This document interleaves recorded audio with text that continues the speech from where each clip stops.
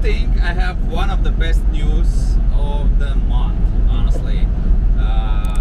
The big company, which I think they're number one for self-driving trucks, which is